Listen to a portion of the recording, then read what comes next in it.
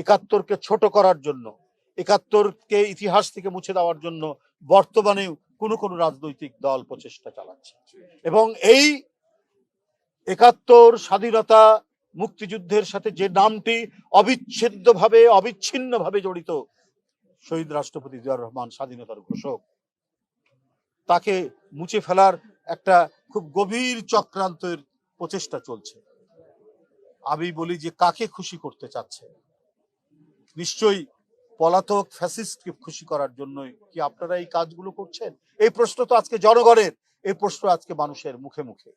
একটি চিত্র প্রদর্শনীর আয়োজন করেছিলেন 47 থেকে শুরু করে জুলাই পর্যন্ত। সেখানে শেখ মুজিবের 7ই মার্চের ভাষণ আছে, জিয়াউর রহমানের স্বাধীনতার ঘোষণা। পরে অনেক ব্যাখ্যা দেওয়ার চেষ্টা করছেন, কিন্তু আমরা তো দেখেছি সেই উপস্থিতি, মানে তাদের সেই যে প্রদর্শনীর যে ধরন আমরা দেখেছি।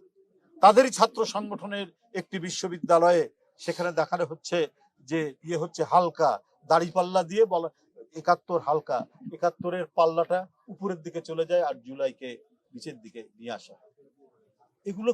এগুলো হচ্ছে ছোট লোকপি। কারণ আপনাদের প্রতিটি মুহূর্তে, প্রতিটি আন্দোলন সংগ্রামের প্রতিটি ক্ষেত্রে আপনারা করেছেন জনগণের সাথে শত্রুতা করেছেন, জনগণের বিরুদ্ধে ছিলেন।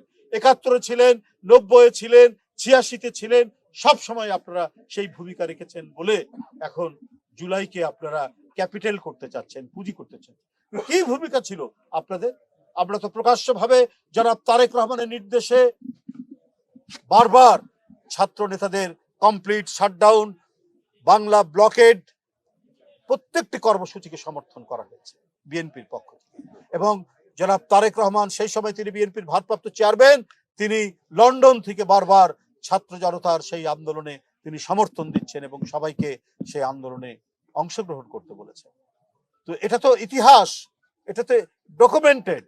কিন্তু আমরা 71-কেও যেমন সুমহান, মহিমান্বিত, আমাদের ইতিহাসের গৌরবোজ্জ্বল অধ্যায়, 90 আমাদের গৌরবোজ্জ্বল অধ্যায়, জুলাইও আমাদের গৌরবোজ্জ্বল অধ্যায়।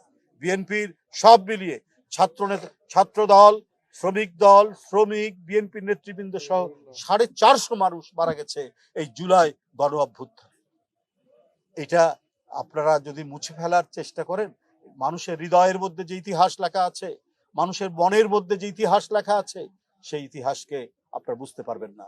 আমরা সশ্রদ্ধ চিত্তে সম্মান করি 71-এর বীর মুক্তিযোদ্ধাদের, আমরা সম্মান করি সমস্ত গণতান্ত্রিক সংগ্রামের এক আপোষহীন সেনাপতি হিসাবে দেশনেত্রী বেগম খালেদা জিয়ার নেতৃত্বে 80-র দশকের যে সংগ্রাম, সেই সংগ্রামে যারা মারা গেছে, সেলিম, দেলোয়ার, তাজুল, দীপালি সাহা সহ, তাদেরকে আমরা সম্মান করি।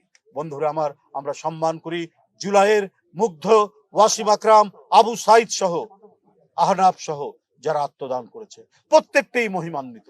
আমরা কাউকে ছোট করি না, কোনোটাও বড় করি না, কারণ এই সব অর্জনের পিছনে বিএনপির অসংখ্য নেতা কর্মীর, বিএনপি এর অঙ্গ সংগঠনের রক্ত আছে, রক্ত ঝরিয়েছে, রক্তস্নাত পিচ্ছিল পথেই আপনার সেই বিজয় নিশ্চিত হয়েছে।